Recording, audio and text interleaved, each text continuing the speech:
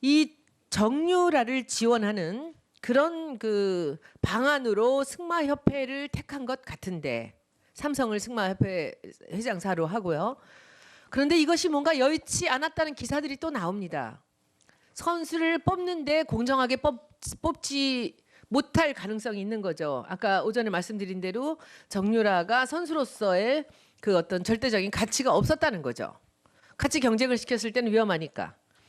그러니까 그때 아마도 승마협회를 통해서 지원하려고 했던 그 삼성의 자금이 독일로 가는 것이 아닌가라는 생각이 듭니다. 그럼 독일로 가는데 어떤 식으로 가느냐? 최순실이 독일에 회사를 차리는 거죠.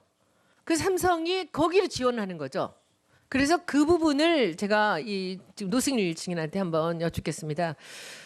이것이 이제 어떤 얘기냐면요. 그 고영태 그 증인을 만나서 독일에 가겠냐라고 이렇게 질문을 받았던 것이 그 7월 30일이라 그랬죠? 예, 맞습니다. 7월 30일입니다. 근데 7월 30일 날 해서 그래서 이 회사 다니던 데를 정리하고 8월 10일 날 가지 않습니까? 예, 8월 10일 날 출근. 근데 왜 그렇게 급하게 서둘렀을까요? 독일에 회사를 만들러 가셨죠? 갔을 때 간단하게 한번 얘기 좀 해주세요. 독일에 가서 뭘 했는지. 삼성이랑 계약을 해야 되는데 그 빨리 가서 회사를 설립해야 된다. 그 얘기를 했고 그래서 삼성이랑 예. 계약을 하기 위해서 독일에 회사를 만들어야 된다. 네, 맞습니다. 그래서 저는 정상적인 방법인 신규 법인을 만드는 걸로 얘기를 했고 근데 시간이 너무 없다. 그래서 이제 페이퍼 컴퍼니라는 제2의 안이 나옵니다. 그래서 저는 독일에 가서 첫 번째로 회사로 사용할 그 장소를 알아보고요. 그다음 두 번째로는 박승관 변호사라는 사람을 소개받았고 그거는 이제 최순실한테 보고를 했고 최순실이 이제 박승관 변호사를 이제 어떻게 이제 좀 알아봤나 봐요. 그리고 8월 14일 날 바로 입국을 한 다음에 독일에서 이제 박승관 변호사가 단독으로 이제 최순실하고 얘기를 하면서 설립이 됩니다. 그러니까 아까 말씀에도 얘기를 하셨지만 이 독일로 간 이유가 예. 이 국민들의 눈을 피하는 거죠. 예, 맞습니다. 그리고 삼성이 독일에 지원을 하는 것이 훨씬 쉬운 거죠. 예. 아까 박상진 사장님 지금 이 오늘 나오기로 했다가 안 나와서 병원으로 갔다는 그 증인이 바로 이 유럽 쪽 담당을 했던 사람입니다. 예. 이 사람을 불이 나게 삼성전자로 데려오고 그리고 이 사람한테 승마협회 회장을 시키고 그리고 이 사람을 보내서 독일에 회사를 차리는데 이제 도움을 주게 하는 거죠. 그래서 저는 제 생각에는 저 가운데 그 2015년 6월 달부터 시작해서 그 7월 사이에 그때 바로 이 승마협회로 지원하려던 삼성의 자금이 최순실이나 정유라한테 직접 들어가지 않을 가능성이 있으니까 이때 마음을 바꿔서 독일로 간 게 아닌가라는 생각이 들거든요. 그래서 그때 독일에 회사를 만들러 가셨고요. 네네. 그렇죠? 근데 그랬던 거로 보이는데 여기서 이제 정말 재미있는 일이 또 벌어지는 것이 이 독일에 가서 뭐 이런저런 이제 코아 스포츠 회사의 전신인 독일 회사를 하나 샀다가 이름을 코아로 바꿨다가 다시 이제 박원호 전 전무나 이런 분들하고 문제가 생기니까 거기서 그것을 비덱 스포츠로 바꾸면서 100% 최순실이 주인인 그런 회사를 만들죠.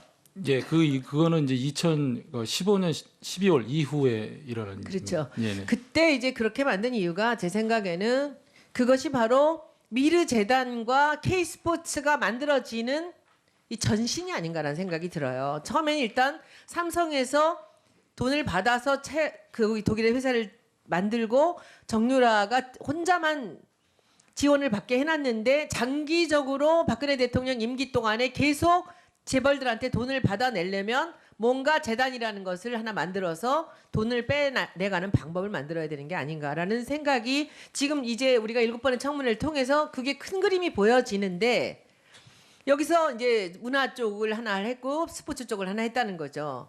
그러니까 처음 시작이 그 정유라의 승마를 돕기 위해서 한 것 같은데 이제 시간이 다 돼가는데 그 뒤에 K 스포츠로 어떻게 들어갔는지 그 얘기를 한번 해주시죠. 독일에서 돌아오는 과정하고.